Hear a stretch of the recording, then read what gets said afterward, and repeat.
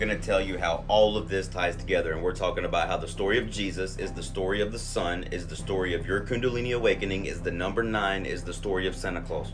And for 99% of you, it's just going to go right over your head. You're not going to comprehend what I'm saying. That is why in the Gospel of Thomas it is said that he will choose 1 out of every 1,000 and 2 out of every 10,000. But this is also what separates the 1% from the 99%. It's not money, even though most of you think it is. It's knowledge, because all of these secret societies, every single one of them, are descendants from the Egyptian school of mystery. And despite what you think, thought, thoth, this is not up for debate. This is the truth. If you don't like it and you don't receive it, that is not my problem. The reason I am giving this information is because personally, I think information should be free, especially information of this caliber. No matter what anyone chooses to call me, I will never be called a gatekeeper. I also highly suggest that you don't just listen to me, that you go out and you do your own research. Now let's get it started and ha! So I would say that most people know the story of Jesus. Did you know that on December the 21st, the sun goes through a constellation called Crux, also known as Cross, where it is crucified, where the sun dies.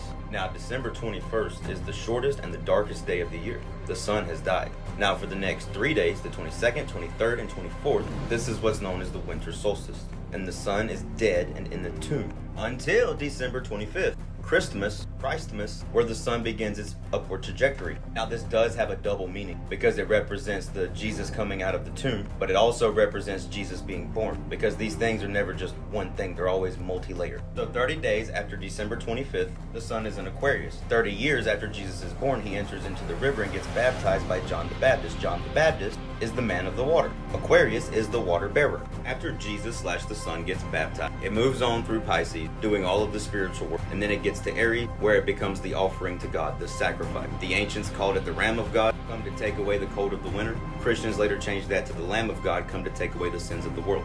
Easter and Christmas are so double layered it's not even funny. Because while I said that the sun traveling through Pisces after Aquarius represents the spiritual work between the baptism and the crucifixion, it also represents the time after the resurrection, all the way up to that Aries ascension, when Jesus ascended to the heavens. Okay, Santa Claus. There is a part of the brain called the Santa Claustrum. On the day that the moon goes into your sun sign, the Santa Claustrum will release a drop of fluid that goes all the way down your spine and sits at the very bottom, at the fusion of 5 vertebrae called the stone. This is why in the story of Jacob he laid his head on a stone. So from the Santa Claustrum, the Santa Claus goes down your chimney, chi in me, all the way down to the bottom. And if you follow the exact steps that come from observing the story of Jesus and watching the sun move through the zodiac, you will activate the right hemisphere of your brain. This is why Jesus said cast your net to the right side. This is why when the sun is in Leo and it is King of Kings and Lord of Lords, it sits in the eastern sky, the right side. Everything right, nothing left. Shout out to my man 777 Trooper. Because on the day that the moon goes into your sun sign, that drop of fluid goes down, and you have to raise it all 33 levels of vertebrae. This is why Jesus died at 33, because at the top of the 33rd vertebrae, there's a nerve junction. There's 2 nerves that come together, making the shape of a cross. You have to raise the Christos, Christ oil. Oil is an anagram for Leo. Leo is the sun. You have to raise this oil, all 33 levels of vertebrae, let it get crucified on the cross, where it'll go to the pituitary gland, which represents the feminine, and it secretes milk, and also the pineal gland. The pineal represents the masculine, and it secretes honey. The land of milk and honey. This is the promised land, spoken about in the Old Testament. The Israelites had to wander around in the desert for 40 years before they could go to the promised land. Why? Because in order for this to work, you have to be in at least a 4-day fast. Start fasting a day or so before the moon goes into your sun sign, and when it leaves, you've been there for 4 days, and 40 is just 4, because 4 plus 0 is 4, and everything's just numerology and astrology. We're still not done. It goes deeper. The sun's name is Sol. It is the solar system. You have a solar plexus. How important is the solar plexus? The solar plexus is you, essentially. You are a sun. You are made up of carbon, hydrogen, oxygen, nitrogen, and phosphorus. Guess what? So are the stars. But as above, so below. The stars are you and you are them. This also works directly in you. The sun is the dividing line. As above, so below. So be Leo. Leo is the sun. Leo is ego. Guess what else is ego? The number 9. Number 9 represents human consciousness. It represents earth. It represents you. The word Adam equals 9 in Hebrew. This is I will, I do, I speak, I see. It is the knowledge that you yourself exist. Anything below the solar plexus. This is 666. This is beast consciousness. 6 plus 6 plus 6 is 18. 1 plus 8 is 9. But if you raise the chrism oil up shoot it up to the pineal and pituitary gland. Well, that's 144,000. Multiply the number of petals on the Hindu chakra system by 1,000, you get 144,000. This is the 144,000 saved souls. And this only happens if you raise the Christos oil all the way up to your brain, get it all completed, and activate the right hemisphere of your brain. And this is Christ consciousness. There is no other way. There is only this one.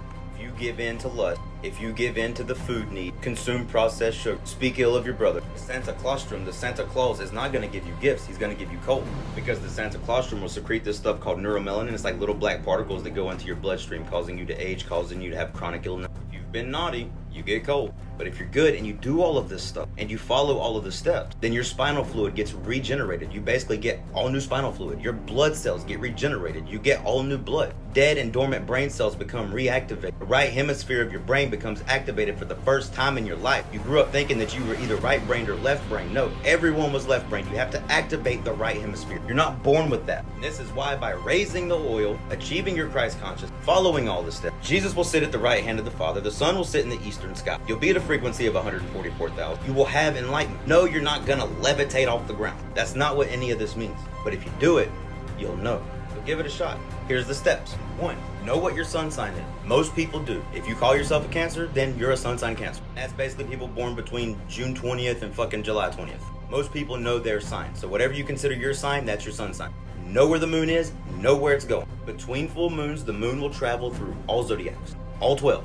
Moon goes into your sun sign, the process has started, but you want to know when it's gonna go in there so you can begin your fast minimum 1 to 2 days before. But what kind of fast? Only consume mineral water. If you must drink coffee, cool, make it out of mineral water. No processed sugars, no animal products, so no cream, no milk. The only thing I can suggest is coconut milk. It's the healthiest option you got. If you need a sweetener, use honey, use stevia. When it comes to food, no animal products, no processed sugar, only vegan product. But seriously, you don't want to do anything other than like berries and nuts. Keep it simple.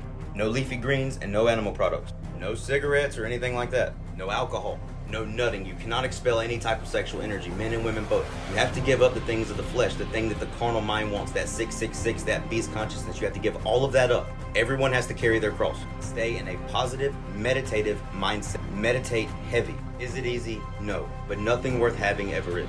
Just got done with mine. And for those of you who ask how long does it take, it's only this 4-day process. Once the moon has gone into the next sign and it has left your sun sign, your fast is over. Grab you a cheeseburger and enjoy yourself. You did good, kid. My fast actually ended yesterday. Today is the sun sign Cancer's day. And guess what? Today, I will be having me a big ass juicy cheeseburger because I earned it.